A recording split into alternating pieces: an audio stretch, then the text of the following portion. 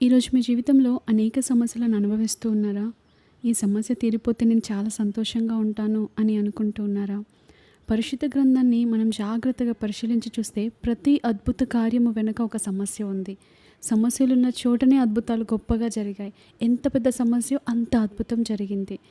కొన్నిసార్లు సమస్యలలో దేవుడు మనకు సందేశాన్ని ఇచ్చి సరిచేయడానికి, ముందుకు నడిపించడానికి ఇష్టపడుతూ ఉంటారు.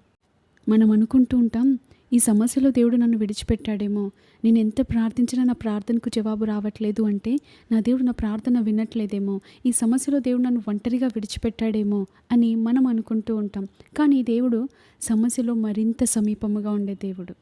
ఈ లోక మనుషులైతే సంతోషంగా ఉన్నప్పుడు మనతో ఉంటారు, సమస్య రాగానే మనల్ని వదిలేస్తారు. మన దేవుడు అలా కాదు. సంతోషంగా ఉన్నప్పుడు ఒకలా, సమస్యలు ఉన్నప్పుడు ఒకలా కాదు. దేవుడు మనతో ఎల్లప్పుడూ సమీపంగా ఉంటాడు. ఒకవేళ మనం సమస్యలో మరింత బాధపడుతుంటే మరింత సమీపంగా ఉండి ఒక తల్లి వలె ఆదరిస్తాడు, తండ్రి వలె ఓదారుస్తాడు, మనల్ని ధైర్యపరుస్తాడు, ఒక స్నేహితుని వలె. తన అరచేతిలో మనలను చెక్కుకున్న దేవుడు, ముదిమి వచ్చే వరకు మనలను ఎత్తుకొని ముద్దాడి నడిపించే దేవుడు, మరణము వరకు మనలను నడిపించే దేవుడు. మధ్యలో విడిచిపెట్టే దేవుడు కాదు. సమస్యలు వచ్చినప్పుడు విడిచిపెట్టే దేవుడు కాదు. ఈ లోక మనుషులైతే మన దగ్గర డబ్బు ఉన్నప్పుడు ఒక రీతిగా, డబ్బు లేనప్పుడు ఒక రీతిగా ఉంటారు. కానీ దేవుడు ఆ రీతిగా కాదు. సమస్యలున్నా, సంతోషంగా ఉన్నా, సుఖంగా ఉన్నా, ఏ రీతిగా ఉన్నా కూడా దేవుడు మనతో ఎల్లప్పుడూ ప్రేమగానే ఉంటాడు, మనకు సమీపముగానే ఉంటాడు.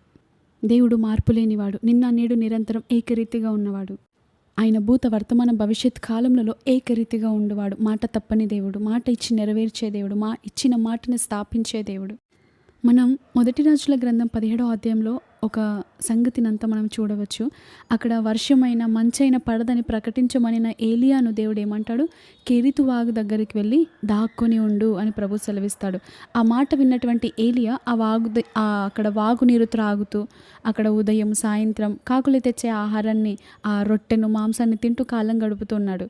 అక్కడ అందరేమో కరువును అనుభవిస్తున్నారు. కానీ ఇక్కడ ఏలియాను చూస్తే సమృద్ధిగా ఉన్నాడు. నీరుంది, ఆహారం ఉంది, ఎంచక్క మాంసం ఉంది. ఒకవేళ అతనికి అన్ని రీతులుగా ఆ స్థలం మంచి వసతిగా అనిపించి ఉండవచ్చు.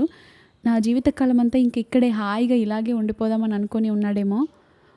అయితే ఒకరోజు ఏం జరిగిందంటే, కాకులు రాలేదు, ఆహారం తేలేదు. ఆశ్చర్యపడ్డ ఏలియా కనీసం నీళ్ళైనా త్రాగుదాం అనుకుంటే ఆ వాగు కూడా ఎండిపోయింది. ఆహారం లేదు, కడుపు నింపుకోవడానికి కనీసం నీళ్ళైనా లేవు. ఆ బాధలో ఉన్నటువంటి ఏలియా దేవునికి మొరపెడుతున్నాడు. అనేకసార్లు మనం కూడా ఇలాగే ఉంటాం కదా.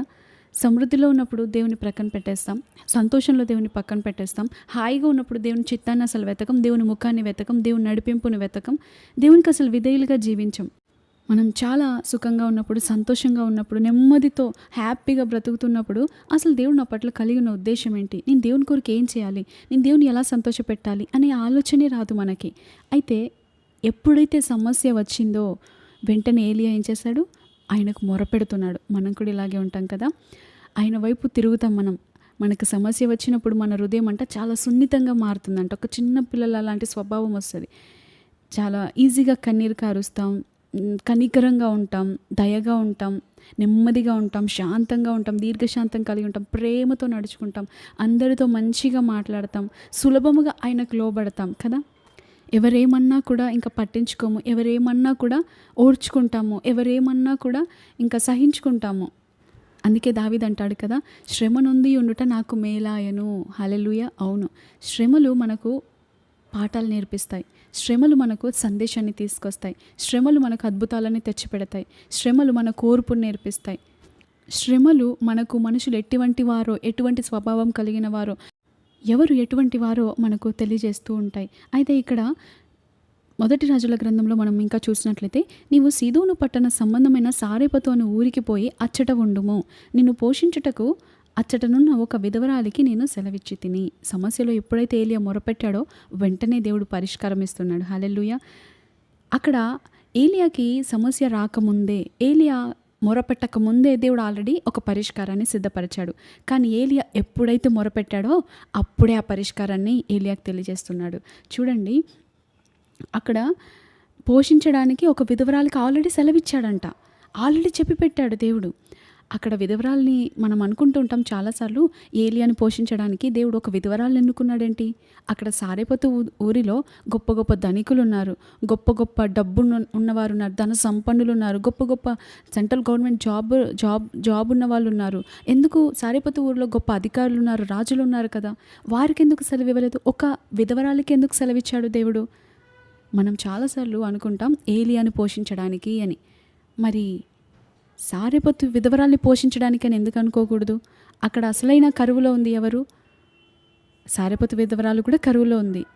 ఎలాగైతేనేమి దేవుడైతే విధవరాలికి సెలవిచ్చాడు. ఆమె అప్పం చేయడానికి తన దగ్గర ఉన్న కొంచెం పిండిని తీసుకొని, ఆ కొంచెం నూనెని తీసుకొని కొన్ని పుల్లలు ఏరుకోవడానికి బయటికి వెళ్ళింది. సరే, ప్రవక్త వస్తాడు అని దేవుడు సెలవిచ్చాడు కదా, ప్రవక్తకి ఇది చేసి పెడదాం అని అనుకుందో, మరి వారు తిందామని అనుకున్నారో తెలియదు, కానీ అప్పం అయితే సిద్ధపరచడానికి ఆమె పుల్లలు ఏరుకుంటూ ఉంది. దేవుడు సారెపతు విధవరాలకి సెలవిచ్చినప్పుడు, అయ్యా మరి నా దగ్గర కొంచెమే పిండి ఉంది, కొంచెమే నూనె ఉంది, నేను ఎలా చేసి పెడతాను, ఎలా పోషిస్తాను అని దేవుని ఏం అడగలేదు. ప్రశ్నించినట్టు అక్కడ రాయబడి లేదు. ఒక్క మాట కూడా మాట్లాడకుండా మౌనంగా ఉంది.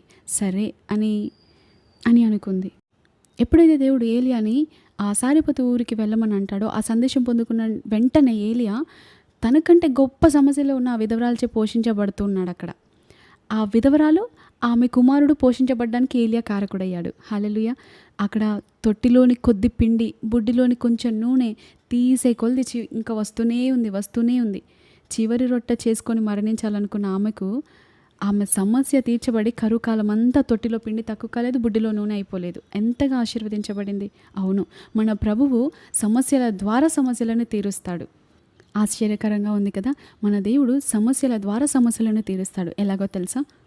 ఎల్షా దగ్గరికి ఒక విధవరాలు వచ్చినప్పుడు, అయ్యా నా భర్త అప్పు చేసి చనిపోయాడు, ఇప్పుడు అప్పుల వారు వచ్చిన 2 బిడ్డలను తీసుకొని పోతా అంటున్నారు, మరి ఈ సమస్యకి పరిష్కారం ఏమైనా ఉందా అని మొరపెట్టినప్పుడు ఆ ప్రవక్త అంటాడు, నీ కుండలో ఉన్న కొద్ది నూనెను ఊరిలో ఉన్న పాత్రలన్నీ మరలా అప్పు తీసుకురా, ఆల్రెడీ అప్పు చేసి ఉంది, మరలా అప్పు చేసుకొని రా అంటున్నాడు.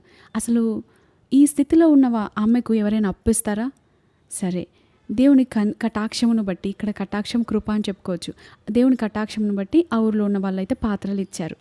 ఆ ఎరువు తెచ్చిన కుండలలో దేవుడు చేసిన గొప్ప కార్యం ద్వారా ఆ కుండలలో అన్నింటిలో నూనె నింపుతుంది. దేవుడు ఒక అద్భుతాన్ని జరిగించాడు అక్కడ. ఇక్కడ ఎలా ఆమె సమస్య తీర్చబడింది? అప్పులో ఉంది, కానీ మరలా అప్పు చేసింది.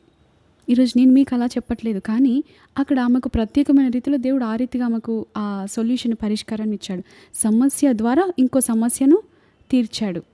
అంత మాత్రమే కాదు, 12 సంవత్సరాల రక్తస్రావ రోగం కలిగిన స్త్రీ మనకు తెలుసు కదా, ఆమె అక్కడ ఉంది. దేవుడు ఒక సమస్యని తీర్చడానికి వెళ్తూ ఉంటుండగా ఇక్కడ ఇంకో సమస్య తీర్చబడింది. ఒక సమస్యకు పరిష్కారం ఇద్దామని వెళ్తే ఇక్కడ ఇంకో సమస్యకు కూడా పరిష్కారం ఇవ్వబడింది. దేవుడు సమస్యల ద్వారా సమస్యలకు పరిష్కారం ఇస్తాడు. అయితే కొన్నిసార్లు మనం ఎంత చేసినా కూడా మన సమస్యలు తీరిపోవు.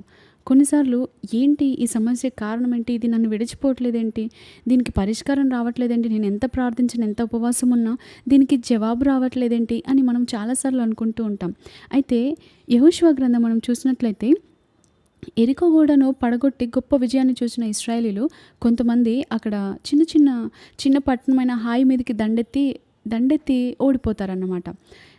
ఎందుకు ఇలాగ జరిగింది, మనకెందుకు ఇలాంటి మరణం ఎదురైంది, ఈ బాధ ఎందుకు వచ్చింది అని ఇశ్రాయేల్ ప్రజలందరూ కూడా, పెద్దలు, యెహోషువ దేవుని సన్నిధిలోనికి వెళ్ళి, అయ్యా మాకెందుకు ఈ అపజయం, మమ్మల్ని ఎందుకు విడిచిపెట్టావు, మాతో నీ సన్నిధి లేకపోవడం వల్లనే ఈ అపజయం మేము పాలయ్యాం కదా, ఎందుకు ఇలా చేసావు, ఎందుకు మమ్మల్ని ఇలా వదిలేసావు, ఎందుకు అపజయానికి అప్పగించావు, ఎందుకు శత్రువుల చేతికి మమ్మల్ని అప్పగించావు అని మొరపెడుతున్నారు.